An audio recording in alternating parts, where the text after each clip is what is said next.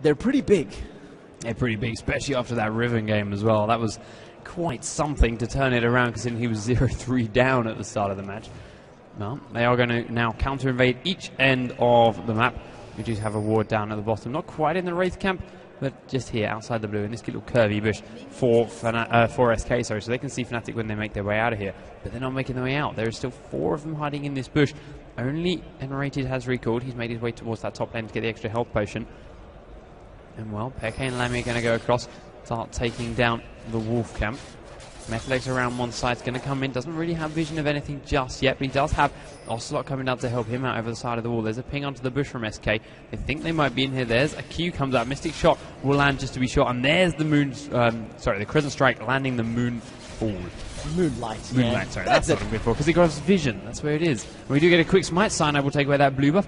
Not too much of an issue. Doesn't hit level 2, but he does get the blue, and that's nonetheless. Arena, they were at level 2 because he did his uncontested and didn't have to share any of the XP. Immediately goes back to his own jungle and should take his red buff nice and quickly for fear of his opponent stealing it. As SOAS waits in the bottom lane for Metalex to go a little bit too far out of position. Yeah, it's an interesting setup as well when you consider that both Katarina and Lee Sin do not rely. Oh, look at the damage onto Metalex from Lamia. Lands 2 or 3 auto attacks with those spinning blades active, and it really chunks him down quite a lot. But I wonder if they're actually going to consider... Oh, look at the rocket grab onto Metalex. Only level 1, the Ignite goes out. First blood gets picked up on Lamia with Draven. Really, really nicely done. So as camping in that bush, someone buy him a tent because he was there forever. But you know what? He secured first blood, so you can't blame him. Hey, Metalex. Welcome to the League of Draven. Touche. Up in the top lane, though, the best hand goes out, followed up by immediate equilibrium strike. Enrated manages to escape his first gank, so at least he doesn't feed as badly as SOAS does at the beginning of the game.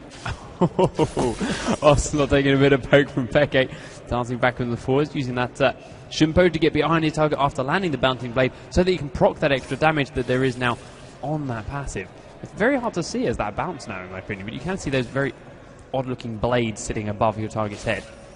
Yeah, and then, of course, if it does get hit with any other damaging ability, it actually does quite well. Peke is doing very well in this middle lane, in fact. Put a lot of damage down onto Ocelot with the combination of those blades and that Shunpo continuously following up. But take a look at Aranea. He's sneaking in there. Is he going to be able to set something out? Peke is going to immediately move down the bush. Does actually get hit. A very nice Shunpo. Actually lands a best on stance. Peke is in a little bit of trouble, but there's no other real CC. If Ocelot could have gotten closer, he could have used the Moonfall. Peke's not going to carry on running. Phoenix is ticking away. Aranea is actually going to pick a little bit of a fight here. He's got to be very, very careful. Down to 200. Peke's actually gone in. Is going to get taken out. Is Ignite going to be able to pick this one up, though? Drops him down to... Does pick up the kill. You're just waiting patiently. Now, Cyanide thinking about going deep. 2-1 up. Just that first blood that differentiates these two teams right now. But Peke dealing a bit more damage than even I had actually thought he was going to put down. Yeah, I mean, really, really deceptive. And those 2 turret shots that Aranea took probably had something to do with it as well. But, I mean, even then, the 2 turret shots, oh, okay, 2 turret shots, I'll leave now. Oh, my God, he's coming for... Oh, my God, he does a lot of damage. That hurt. And he dropped down. He died to the last 2 ticks on the Ignite. Even with a Turtle Stance shield, they're trying to get in the way. But bottom lane, apart from that first blood now on Draven, 19 CS to 26. But there's a decent stack here for Lammy. Should be able to close the gap up, providing he picks most of them up. And, well, I was going to look at top lane, but Cyanide is there, kind of counter jungle onto Aranea. Peke is going to come in and chase it up. Ocelot has just finished recalling, so Aranea's on his own, but he will get out of there. But how is Enrated faring in the... Well, how is Enrated faring in the top lane? He's going home with low health and no health potions. And Shaps still has 3 health potions and has a bonus Doran Blade. And there's a huge wave of CS pushing his way, so if he plays this one right, he can allow the creep wave that he's pushing in favor of his. Actually, in terms of numbers, it looks about even. But CS-wise, it's pretty close to one another. Draven in the bottom line has just closed that gap. He was about 6 or 7 CS behind. He has already recalled once to pick up a Doran's Blade, compliments of that first blood kill. And you can see those spinning axes there. As long as he's twirling an axe in his hand, the next auto attack while his hand is spinning will deal some bonus damage. And you can really, really chunk people down. But take a look at Aranea. He's snuck up into this bottom bush. Is it going to cause some troubles? That is the question. Please don't face check. Zenith Blade into the Shield of Daybreak. Now they're going to chop him down. He's going to get instantly deleted. So as they're going to turn some attention onto him. But a great counter gank there, or counter kill rather, from SK Gaming. Chaining all that CC together, and simply put, Draven does not have the HP to survive in the middle lane. Shunpo, Sinister Steel, and those bouncing blades. And Ocelot takes a big kick to the head. He does. He needs to try and return some damage. He's trying to land those Crescent Strikes. Can't quite manage it at the moment. Shaps Getting forward onto Enrated, still just CSing backwards and forward, but there's the Empower Strike and a counter strike just to stun some minions. Minions are OP, so do not blame them. But we do also have Cyanide now coming around the backside, trying to get in on Shat the exhaust. Goes down, he will leap onto it, and Enrated going to dash forward. Flash comes out, Shat's going to keep running. The Q does landed from Cyanide, they're going to keep chasing into this. Do they want to dive the turret? They got a lot of health, the shield goes down, there's the slow goes down. Is Cyanide going to keep the chase up? Strike goes out, he will flash forward to land it. The Ignite ticks down, has taken one too many tower shots. The Q's going to land, he goes in for the kill anyway.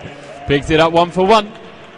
Really, really nicely done. Top lane, just starting to get away. Enrated manages to get away with his life, so really, really well played there.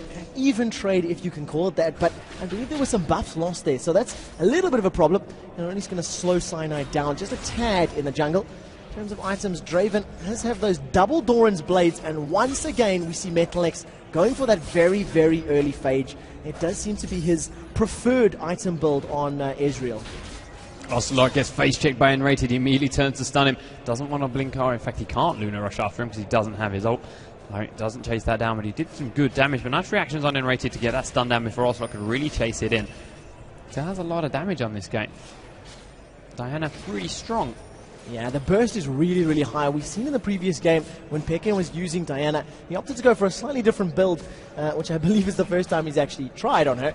And it worked relatively well. He was able to solo Dragon pretty effectively, can dart around the map, and that Crescent Strike hits incredibly high. Take a look at how Peke is actually leveling up Katarina though. See, I believe he's starting to max Sinister Steel first, which is the W, and then following it up with the Bouncing Blade. So trying to get a plethora of damage from all the abilities as opposed to investing all of those points into maxing a single point. And I believe that Sinister Steel as well, it will of course slow, increase her movement speed, for each champion that she hits as well. Cyanide now walks straight across the wall as he makes his way across towards the enemy blue buff. The blue buff that is actually dead. No, it is resetting in the bush with Soaz coming up and Draven coming up. It's going to be a 3v3, but at the moment the escape has been cut off for Fnatic. Nif standing there with his face. Does get the stun down onto Cyanide. Actually, he takes a lot of damage himself, but there's the AoE damage coming down onto Cyanide. He's going to dash away, but now Peke is showing up. Does a quick Sinister Steal, but Diana's coming around the backside with Jax in tow. Fnatic a 4v5. Enrated's not here, he's still in the top lane. They're trying to get out of the movement. Buff comes out from Soaz. No slow though coming down from Fnatic. Sorry, from SK, and Fnatic get out safely without too many casualties. Yeah, not too bad. He did try to get in for the invade. Blue buff is still available. Nobody's managed to pick it up just yet. Ocelot lands that Crescent Strike, dashes forward with the Lunar Rush, and of course, as long as you hit somebody that is afflicted with Moonlight, it resets the cooldown on that Lunar Rush. Take a look at Lamia now in the bottom lane. Does land the Spinning Axe, tosses out the stand aside, throws Metalex over to the left, but if he gets caught by a Zenith Blade and Shield of Daybreak, it could result in a whole lot of pain.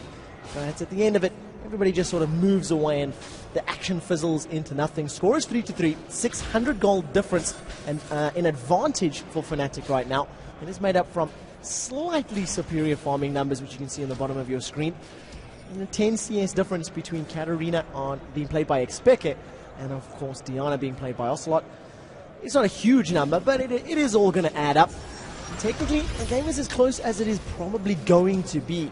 We do see that Draven has actually opted to pick up a long sword and a ruby crystal up in the top lane, and Rated has been jumped on from Shabs. He's actually decided to go for this fight. He's got to be very, very careful. That Grandmaster's Might has now been activated from Shabs. So he's got the additional armor and magic resistance, but Pekka is going to jump right in there. If Counter-Strike is available, the damage is going up from the Death Lotus. Sinister Steel comes out, one more auto attack, and that's going to be another kill for Pekka. 2-1-0 right now. The audience goes quite mad. The support is phenomenal. And yeah, Katarina starting to pick up some kills as a small CS, actually that's changed at the moment, and has opted to go for the Haunting, guys. Flavor of the month item. He started spinning there. I was sitting thinking, the spin's not doing that much damage, not like he used to or whatever. And then he came out of his ult and he went, Sinister Steel, boom, all your health's gone. Wow. Suddenly dropped down. And he finished it off with another couple of auto attacks and a Bouncing Blade. But very nicely played nonetheless. 4 kills to 3 now in favour of Fnatic overall. They've got that 1,000 gold advantage spot on. Nif now with Metalex back returning into the bottom lane. Peke with a little bit of help from Cyanide did push that mid turret up. Now they're going to rotate down towards Dragon/bottom lane, but they walk across a ward as they do it. So let's see what SK are going to react like. Do they think they're dragging in? Do they think they're diving bottom lane? Make your mind up. They're diving bottom lane. That's what's going to happen. Nif, Metalex playing very defensive on the far side of the turret. Do have Soaz, of course, with that grab. Minions come out. Peke leads the charge. The Bouncing Blade doesn't hit too many people. He does Shumpo straight past it again with Diana coming around behind. Fnatic immediately back.